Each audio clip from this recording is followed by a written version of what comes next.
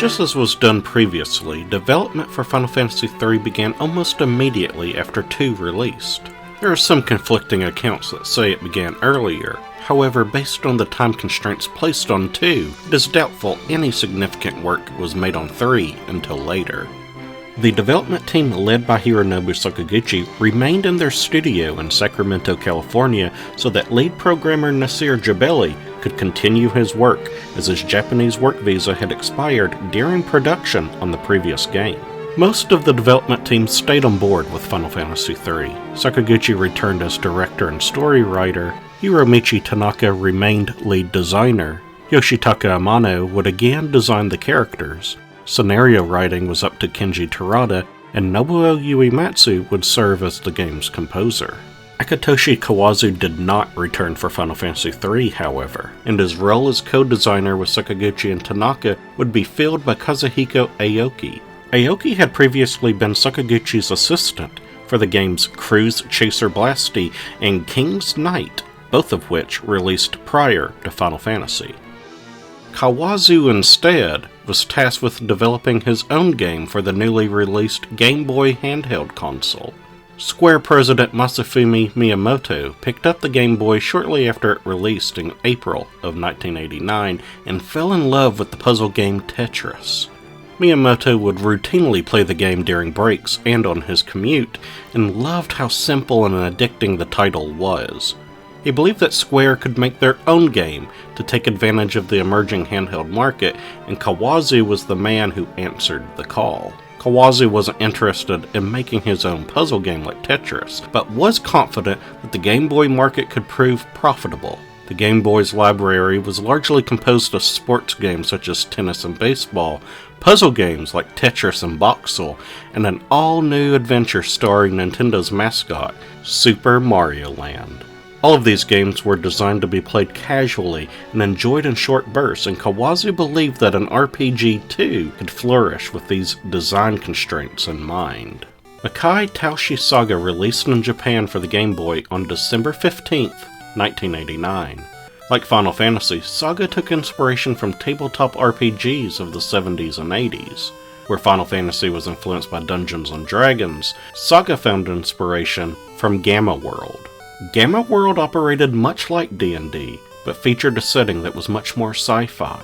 The game takes place on what is presumed 25th century Earth, where the planet is a wasteland caused by relentless nuclear wars. These wars have destroyed civilization, and the radiation from the bombs has caused those that survive to mutate, granting humanity with magical abilities and creating all new forms of horrific life.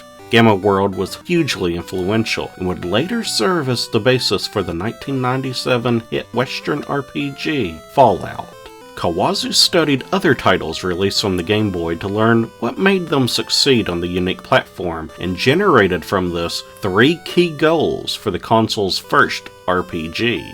First, the game should be short and could be finished in roughly 6 to 8 hours. Secondly, the pacing of the game should be optimized for small bursts, so it can be enjoyed by train passengers in between their stops. Lastly, random encounters should be fast-paced and frequent, ensuring that players have at least one battle during their sessions, no matter how small, so as to increase interest and engagement. Kawazu and Miyamoto's faith in the Game Boy proved to be right on the money. Saga was a huge success, with the game becoming the company's first title to sell more than 1 million units. Also in 1989, Square opened its first Western branch called Squaresoft. This division sought to oversee localization and publication of Square video games in the North American market. They set up in Redmond, Washington, the same place as Nintendo's headquarters, and this location was chosen so that they could work closely with Nintendo on the localization of their titles. While Nintendo was directly crafting the first Final Fantasy for American release, Squaresoft was tasked with managing the localization of Saga for the Game Boy. This was reasoned as the two games were on different consoles and would not directly compete with one another due to being in the same genre. After Final Fantasy came out and proved that RPGs could work in America, the team at Squaresoft felt it would be best to change the name of Saga to more closely align with an already established franchise. Released as The Final Fantasy Legend in September of 1990, the game was widely popular in the West as well. Though completely unrelated to the Final Fantasy franchise, the game and its two sequels would adopt the Final Fantasy name in America, making players believe them to be related for more than a decade. Meanwhile, Sakaguchi and his team remained in Sacramento for the time being, and did not move to the Squaresoft offices. Sakaguchi's development for Final Fantasy III was almost entirely aimed at the Japanese market, and thus it was deemed unnecessary for them to waste time and expenses by relocating. Development halted briefly due to the approaching release of the Super Famicom system. In 1987, NEC Home Electronics released the PC Engine, the very first 16-bit home console. This would come to be known as the TurboGrafx-16 in North America. Sega would in turn release their very own 16-bit console, the Mega Drive, the following year. This console would of course be renamed the Genesis when it arrived in the United States in August 1989. Though their technology was superior to Nintendo's Famicom and NES systems, Nintendo maintained market dominance for the next couple of years.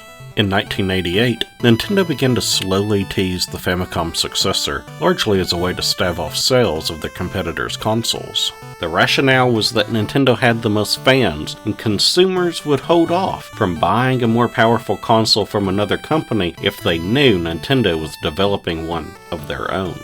In an August 1988 interview with Touch magazine, Nintendo president Hiroshi Yamauchi revealed that the titles Super Mario Bros. 4 and Dragon Quest V were both in development for the new system, and he projected that at least 3 million units would be sold in the Japanese market alone. Interest in the Super Famicom grew through 1989 as public demonstrations were given to the Japanese press and game developers in November of '88 and in July of '89. This is when the new technology caught the eye of Sakaguchi and Square. Sakaguchi feared that the impact Final Fantasy III would have on gamers would be severely lessened should it release near or after the Super Famicom's release. The development of Dragon Quest V also caused some concern, as Dragon Quest was Final Fantasy's most direct competitor, and the Famicom release of Final Fantasy III would likely compare poorly at first glance with the technologically superior Dragon Quest V on the Super Famicom. The decision was made then to make Final Fantasy III the most complete game that Square could possibly create on the aging Famicom hardware. Sakaguchi took it as a personal challenge to take everything that had been learned from the first two games and let Final Fantasy III be Square's swansong on the Famicom. This resulted in one of the largest Famicom games ever published. Final Fantasy III would release on a 512 kilobyte cartridge, the second highest capacity available for the console, and was filled to the brim with content. In fact, not only was there no wasted space, but not even a single file could be added to the cartridge. The large cartridge size, as well as the release of the Super Famicom in November of 1990, prevented Final Fantasy III from seeing many re-releases or ports. Releases onto other hardware such as the MSX2 were initially planned, but the content of Final Fantasy III just didn't fit onto these devices. Costly accommodations would have to be made, which was something that Sakaguchi opposed. The next time that Final Fantasy III would be released would be the 2006 Nintendo DS remake. After the successful release of the original Final Fantasy in North America, English translations of 2 and 3 began at Squaresoft's offices. These would never be completed, however, as Square felt that their time and resources were better suited in ensuring that Final Fantasy IV, Square's first title for the Super Famicom and Super NES consoles, could release globally in a shorter amount of time. Final Fantasy III released in Japan on April 27, 1990. The original Famicom version sold approximately 1.4 million copies, shattering the 800,000 benchmark established by the previous entry. Famicom Tsushin magazine, now known as Famitsu, awarded the title a score of 36 out of 40, with the 4 reviewers rating it a 9, 9, 10, and 8 out of 10. This would make Final Fantasy III the 3rd highest rated game of 1990 for the magazine, with only Dragon Quest IV and F-Zero earning more, each with a score of 37. Sakaguchi and his team decided to model the story of Final Fantasy III after the first title, but incorporating more complex scenarios and more fleshed out characters to put a unique spin on an already familiar tale. Centuries ago, a race of people known only as the Ancients harnessed the power of the crystals of light in order to build an advanced civilization.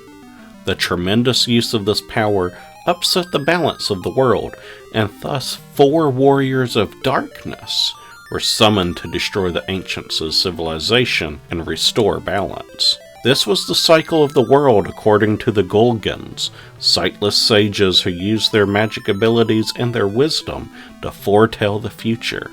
For centuries, the Golgans predicted that eventually the world would be consumed by darkness, and thus 4 warriors of light would be summoned to correct the balance once again.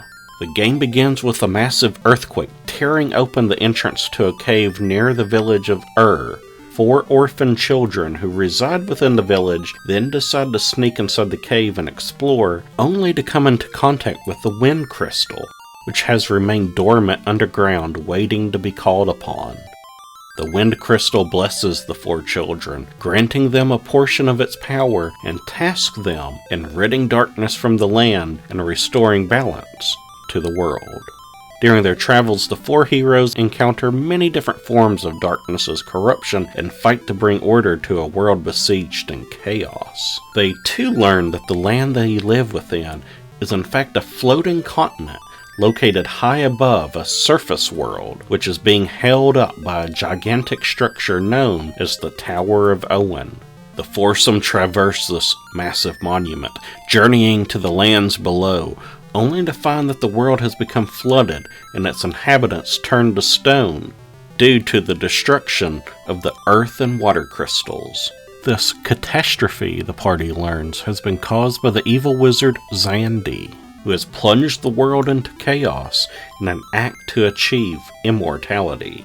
The heroes of light determine that for balance to be restored, the crystals all must be repaired, and Xandi and his devoted lackeys must be stopped, or else their dark hearts will bring all known life to an end. As with the previous games, Final Fantasy III's story is propped up by a strong cast of supporting characters. Princess Sarah, a new character that shares the name and title of someone in the first game, is a strong, determined woman who risks ending her safe, privileged life to destroy an evil djinn after he casts a spell on her people and no brave souls rise to challenge him. Desh is an amnesiac warrior who has recently awakened from a 1,000-year slumber and is unable to remember the true purpose of his long sleep. Arya is a mysterious young girl who is one of the only survivors of the flooded world and possesses a wondrous ability that can restore power to the crystals. Alice is the exiled prince of Saronia who suspects that his father, the king, is under the wicked control of Xandi and his minions. Final Fantasy III Cid is an eccentric inventor who ferries the heroes on his airship on the promise that they aid him in lifting a curse cast by the same mischievous djinn that Princess Sarah has set out to destroy. Later in the story, Cid reveals that he is actually from the surface world and that he was responsible for bringing the 4 hero orphans to the floating continent as well. Years ago, his airship was carrying passengers when he entered a storm and crashed into the world above the clouds. Only he and the 4 orphan children survived, and thus he found them homes in the village of and chose to remain close by to ensure their safety. The recurring race of creatures known as Moogles also make their first appearance in Final Fantasy III. Like chocobos, Moogles have become a highly recognizable mascot for the franchise and have been used in a variety of games, media, and merchandise. These magical beings appear as furry bear-like monsters, typically with white or pink fur. They possess small bat-like wings on their backs that provide them with basic flying abilities, and in most games, they have a red pom-pom that hangs off a thin antenna that springs from the top of their heads. Despite their appearances, Moogles are said to be closer to man than beast, and maintain a close relationship with humanity. Moogles in Final Fantasy III are the robust bodyguards of the great sage Doga, and have agreed to lend their incredible services to protect the sage from Xandi's vile forces. Traditionally, Moogles are known for their distinctive cry of Kupo when speaking. However, in their appearance in this game, they utter the cry Nya, which the Japanese often use to denote a cat's meow. Chocobos, of course, make their return in Final Fantasy III, appearing as helpful mounts to aid in traversing the landscape, as well as summonable beasts that can deal damage. In addition, the Fat Chocobo premieres in Final Fantasy III, serving as a way to store extra items. This creature will later become yet another staple that has various functions in the franchise. As with most entries, Final Fantasy III has a broad set of memorable villains that elevate their portions of the tale into standout stories of their own. The heroes encounter a fearsome djinn, or genie, that has been awakened by the catastrophic earthquake that devastates the village of Upon rising from his centuries-old slumber, he curses the inhabitants of the village Cassis in Castle Sassoon by turning them into spectral versions of themselves. The djinn is just one of several manifestations of the accumulated darkness, and his vile nature accentuates the imbalance of light and dark in this once peaceful world. Another villain is Gusco the Rogue, who is a knave tasked by the wizard Xandi to destroy the fire crystal. Gusco attempts to steal one of the two sacred horns of ice that are owned by the mighty dwarves, but is swiftly defeated by the party. He then follows the group under the cover of shadows until the heroes arrive in the chamber where the second horn lay. After opening the chamber's sealed door, Gusco ambushes the crew, stealing both horns and escaping into the molten cave. The Warriors of Light pursue him, and when cornered, Gusco activates the crystal's power for himself, transforming into a fire-breathing dragon as a last resort. Xandi is the primary antagonist throughout Final Fantasy III. He is a wizard of immense potency who once trained under the great Magus Noah along with two other wizards, Doga and Uni. After the three apprentices complete their training, Noah blesses them each with unique abilities. Being wizards, they are eternal by default, but Noah's gift to Xandi is mortality. The game is largely vague about his reasoning, but it is believed that as immortals, the wizards do not fear death and thus will not have the motivation to achieve their true potential. As Noah's best student, it is likely that Noah wants Xandi to become the most powerful magic user in history, and the only way to do this is to make him vulnerable. Xandi, however, does not accept mortality as a gift, but as a curse. He sees his transience as limiting his abilities, and because he is susceptible to death, he becomes more cautious and unwilling to take risks. The thought that he can be slain drives Xandi towards madness, and his wicked thoughts welcome into his heart an evil being simply known as the Cloud of Darkness. The Cloud of Darkness is described as pure malice, and it is this creature that summoned the heroes of darkness centuries before to drive the world into its slow decline. The Cloud of Darkness convinces Xandi that the only way to ensure his longevity is to destroy the magical crystals of light, disrupting the balance of the world and reducing it into absolute darkness. In this state, nothing shall exist but Xandi and the vicious cloud, and thus no harm shall ever come to the powerful wizard. It is uncertain if the cloud is lying to Xandy, but one can assume that the wizard's physical form will too perish if darkness were to rule. Regardless, Xandy is convinced of this plan, and he takes advantage of others who have darkness in their hearts and convinces them to do his bidding so as to further keep himself out of harm's way.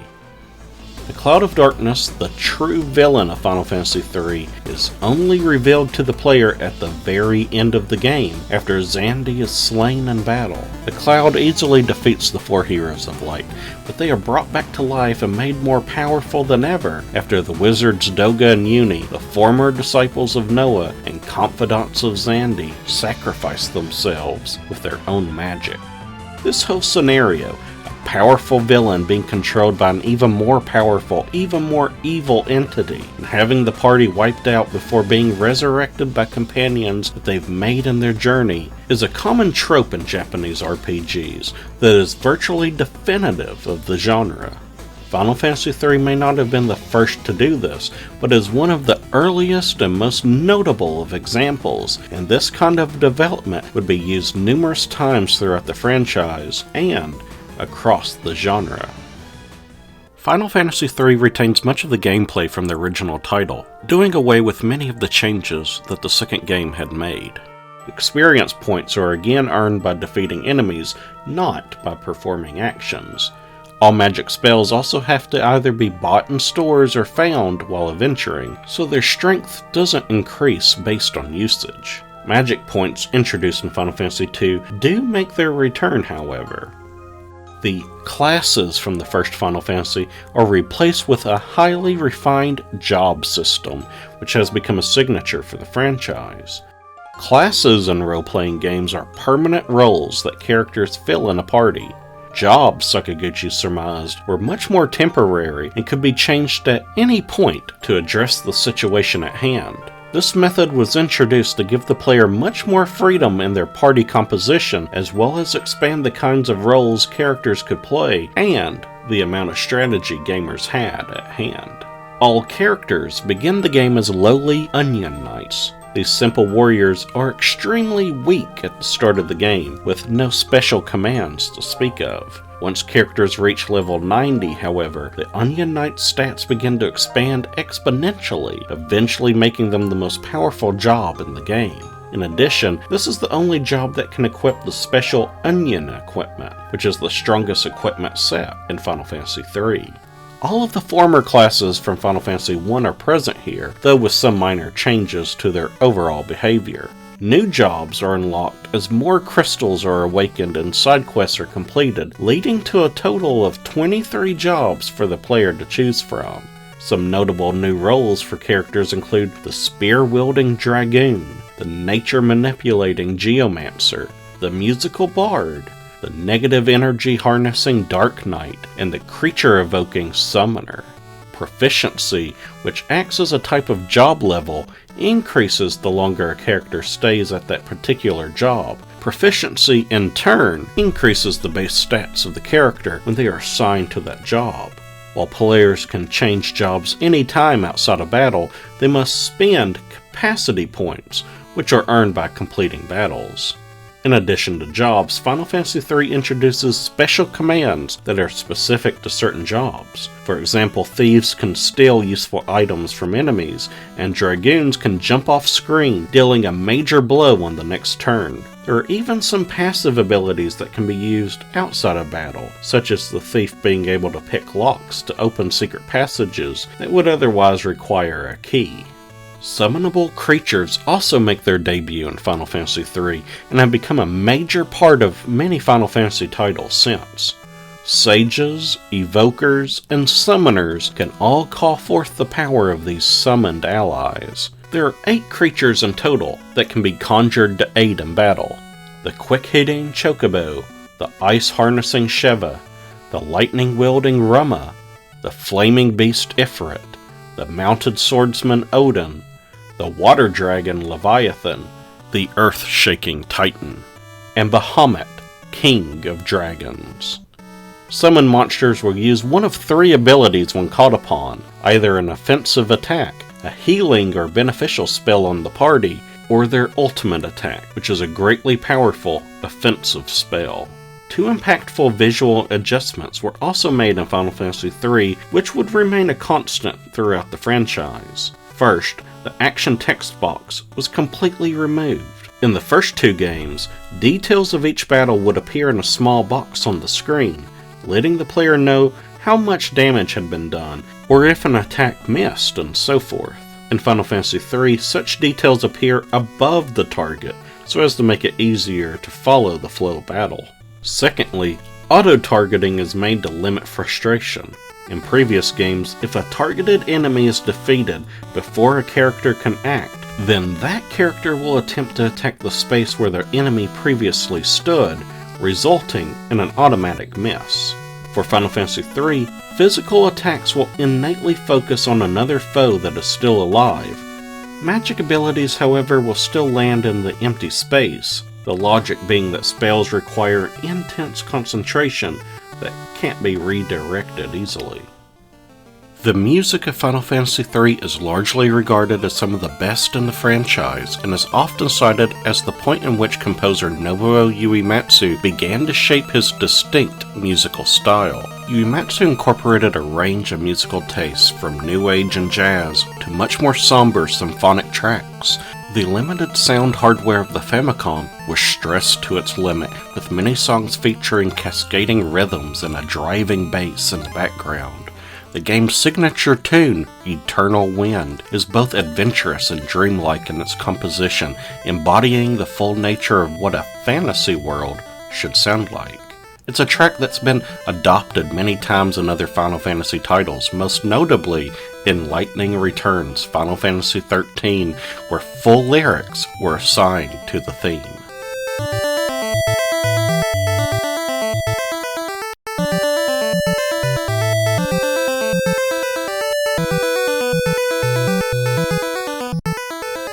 The song that plays during the battle with the Cloud of Darkness is also noteworthy, as it serves as a template for the many remarkable final boss themes Uematsu has composed across his career.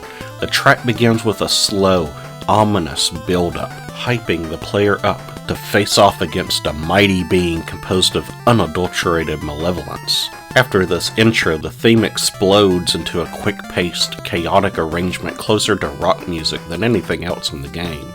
This union of orchestral and rock sounds would later become a signature for Uematsu, who would blend the two genres to create something totally unlike anything that had come before it.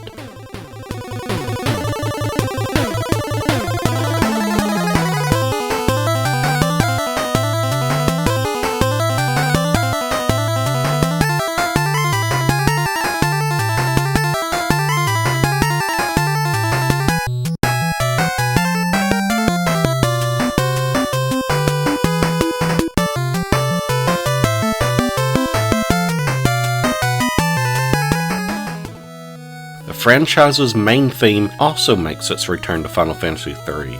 The theme, first heard in the original game, left such a lasting impact on the development team that its absence in the second entry was too noticeable. Uematsu decided to bring back the song, in part to pay homage to the first game, and to strengthen the bond with the development team with this universally loved tune. As previously stated, Final Fantasy III would never be remade or released outside of Japan until a full top-to-bottom remake arrived on the Nintendo DS in 2006. Square had considered remaking Final Fantasy III on the PlayStation 2 in 2004, as the Final Fantasy brand had seen significant success with Sony consoles ever since the release of Final Fantasy VII in 1997. Other classic games had been made available on the PlayStation 1, including other previously Japanese exclusive games, Final Fantasy II and V. This plan changed when Nintendo reached out to Square and specifically asked for Final Fantasy III to be remade on their newest handheld, the DS. Hiromichi Tanaka served as both the executive producer and director. His experience with the franchise was crucial to the project, as the goal was not simply to do a graphics overhaul, such as what had been done with many previous remakes, but to address every aspect of the game. Akihiko Yoshida was tasked with further developing the 4 Warriors of Light. In the original game, these orphaned warriors were generic blank slates, just as the protagonists in the first Final Fantasy. In the remake, it was believed that the story would be enhanced by giving the 4 protagonists individual backstories, expanded personalities, and default names. Players also would establish a greater bond with the heroes by making them more distinctive. Luneth is the de facto leader of the group, who often speaks for the party during conversations and encourages them during cutscenes. His overconfidence can lead the troop into danger, though, and he sometimes needs to be reined in when he becomes overzealous. Ark is Luneth's childhood friend. He admires Luneth's courage, though by comparing himself to his friend, Ark has low self-esteem. He feels like a burden on the group, despite his high intelligence and intuition frequently leading the party towards the answers that they seek. Refia is the lone female party member, and unlike the girls in most other JRPGs, she serves more of a motherly role than that of a love interest. Refia is headstrong and seeks to decide her own path in life rather than settle on her father's wish for her to continue the family's blacksmithing trade. Refia sometimes steps into the leadership role whenever Luneth's arrogance gets the better of him, and she tends to keep the party on task rather than get caught up in other affairs. Lastly, Ingus is a knight who is sworn to protect the Sassoon Crown Princess, Sarah Altney. Ingus's former nature can cause tension within the group, as he usually hides his emotions and can be insensitive.